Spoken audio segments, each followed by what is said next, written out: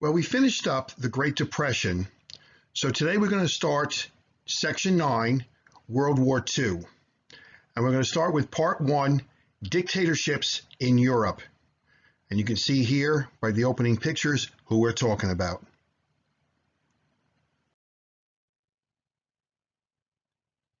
While the Great Depression occupied Americans at home, Europe was changing. We're going to see during this period the development of fascism and Nazism. In the 1920s and 30s, brutal dictatorships came to power in Europe. Germany, Italy, and the Soviet Union became totalitarian governments. Totalitarian governments controlled every aspect of life. They ended many civil liberties and freedoms. They became police states. Fascism is the idea that the government or the state is more valuable than the individual. The word fascism comes from the Italian fasces, a symbol of Roman rule during the empire.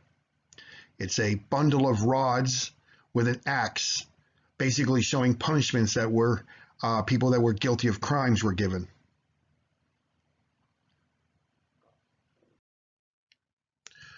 We're going to start with Italy first. After World War I, there was total political chaos in Italy. In 1919, Benito Mussolini forms a political organization, the Fascist Party, with him as the leader. He took the title El Duce. He organized a group of thugs called Black Shirts. They would use fear and violence to terrorize those who opposed them. They would break up newspapers, political opponents' political party meetings, and beat up any journalist or politician who opposed fascism. In 1922, Mussolini comes to power and starts a dictatorship. The fascists had threatened to start what they call a march on Rome. They were going to march north to Rome and take over the Italian government. The Italian government itself started to collapse, and the Italian king, not wanting a civil war, offered Mussolini to become the prime minister, which of course he accepted. Here we see a picture of Mussolini doing the march on Rome. I think this is more of a publicity shot. If you look at Mussolini's wearing his dress shoes, I don't think he's going to do very much marching in those. I always looked at this photograph and I was always kind of curious who these two guys were. I see them in a lot of the pictures, but I have no idea who they are. I've tried to find it by looking some of the old stuff, the bald guy and the guy with the beard, but they must be allies of Mussolini, but you don't see them later on when the war starts. But anyway, all right, so let's move on. I'm going to get this line out of here. And individual rights are eliminated. Freedom of speech and freedom of the press ends.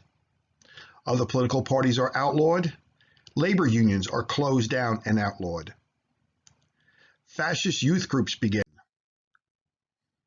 training young Italian boys to become soldiers. Mussolini wants to recreate the old Roman Empire. In 1935, Italy starts by invading the small African country of Ethiopia that has almost no military forces whatsoever, and yet it takes Italy months to win. Now we're going to go to Germany. After World War I, Germany had a lot of political and economic problems. The Versailles Treaty hurt Germany's economy. There was high unemployment and inflation. The Great Depression hit Germany very hard. The economy is in shambles.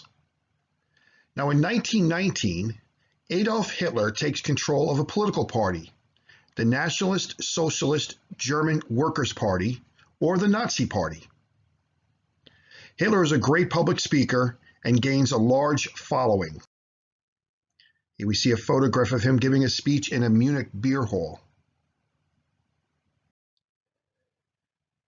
In his speeches, Hitler talks about the Versailles Treaty and how it was forced on Germany and how bad it was and how the Allies wanted to destroy Germany.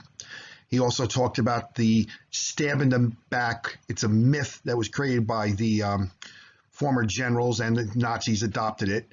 And it was basically about how the new democratically elected government of Germany had stabbed them in the back in World War I, basically saying that Germany was winning the war and that the new democratic government just surrendered to the Allies, basically stabbing the military, as you see in this cartoon here, right in the back. The two men here are actually two high-ranking members. The one's the president and the chancellor of Germany. Behind them, you can see caricatures of Jewish bankers.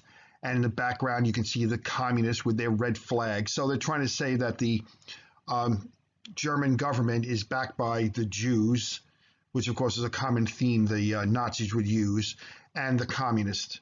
So basically saying how bad they were. Hitler creates an army of stormtroopers, or brown shirts. They were called the Sturmabteilung, or for short, the SA. Like the black shirts that Mussolini used, the purpose was to use intimidation and violence against Hitler's opponents. They would march around, they would break up the meetings of other political parties, they would beat up journalists or anyone else who spoke out against Hitler.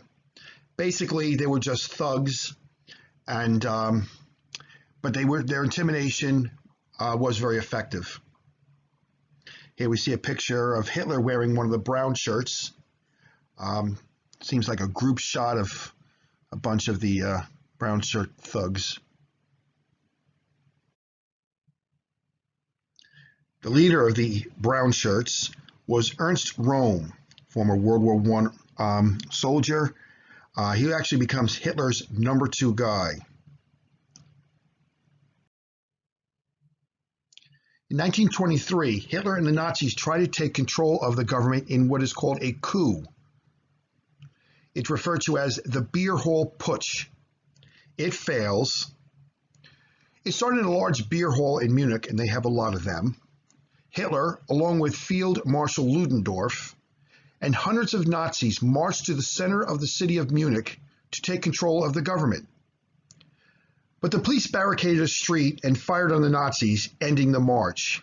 Hitler ran. 16 of the Nazis were killed. Hitler was later arrested.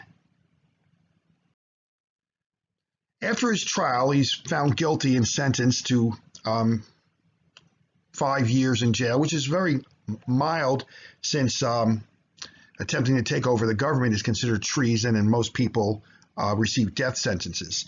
But as much as it was against the law, mainly people hated the government, including the judge at his trial, and though he couldn't find Hitler innocent, he gave him a very mild sentence.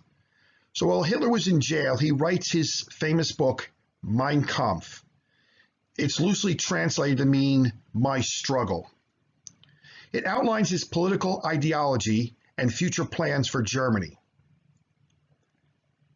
This is a first edition copy of the book. Mein Kampf 1 talks about the Jewish peril and other anti-Semitic ideas of Hitler. 2, his hatred of what he believed to be the world's twin evils, communism and Judaism.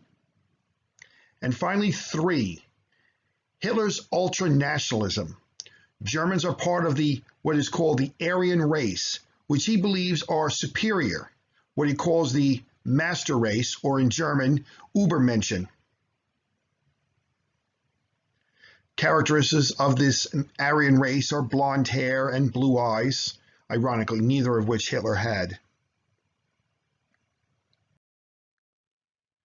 Now we're going to discuss how Hitler comes to power. In the years after the Putsch, Germany's economy improves, and Hitler and the Nazis are almost forgotten. In 1927 through 28, Germany's unemployment goes way down, people have jobs, and no one's really listening to Hitler or the Nazis. But then 1929, the Great Depression hurts Germany's economy badly. They are in political chaos between the Nazis and the communists. Here we see a truckload of communists running through the streets of Berlin. And here's a truckload of Nazis running through the streets of Munich. Usually when they found each other, a riot would break out. Hitler suddenly gets popular again. And the Social Democratic government, which is trying to hold on to power, feels he could help them. So in 1933, the German government asked Hitler to be the chancellor. He's the number 2 guy to the president. At the time, the president was Field Marshal Paul von Hindenburg, who you see here on the right, shaking hands with Hitler. They hated each other. Hitler referred to him as the old fool that lost World War I. Hindenburg looked upon Hitler as this Bavarian corporal who wasn't worthy to have the same title as Otto von Bismarck, the Iron Chancellor. He doesn't really want to make Hitler chancellor, but he really doesn't have a choice, as the cabinet talked him into it. Here they are riding in the car together after Hitler becomes chancellor. You can see they really don't like each other. Now, the Social Democrats feel they can control Hitler. They are very wrong. 1 month after Hitler comes to power, a mysterious fire breaks out in the Reichstag building. This is Germany's parliament building, and utterly guts the inside of it. The communists are blamed for the fire. Hundreds are arrested. The Nazis claim they were trying to overthrow the government. Hitler uses this as an excuse to grab more power. He transformed Germany's government basically into a de facto dictatorship. There's open hostility toward the Jews, though it's kind of hard to believe that these 3 stooges here would be intimidating to anyone. And of course, I don't know who this is, the wannabe stooge over here, but they would stand in front of Jewish stores and tell Germans not to shop there. All right, let's get rid of these things here and move on.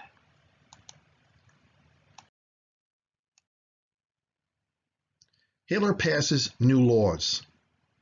Similar to what Mussolini did in Italy, he eliminates most civil liberties. Freedom of speech, freedom of the press, all end. All other political parties are outlawed. Only the Nazi Party is allowed. Labor unions are closed down. And he also starts a youth group, the Nazi youth group known as the Hitler Youth.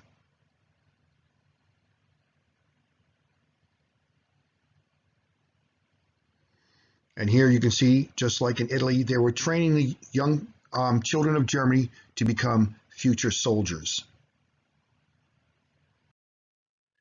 In 1933, the first concentration camp opens, Dachau. It was a large, enclosed, outdoors prisons with wooden barracks and electrified barbed wire fences. They were being built because the jails had filled up with many of the people the Nazis had arrested, and they needed more places to keep the political opponents. The concentration camps were very brutal. The prisoners there suffered terribly: beatings, whippings, malnutrition, and the occasional murder. In 1934, President Hindenburg dies, and Hitler combines both positions, president and chancellor, into one. Hitler now has full power, and he gives himself a new title, Der Führer, or the leader. Well, this ends our section on dictatorships in Europe. I hope you enjoyed it. Enjoy the rest of your day. Goodbye.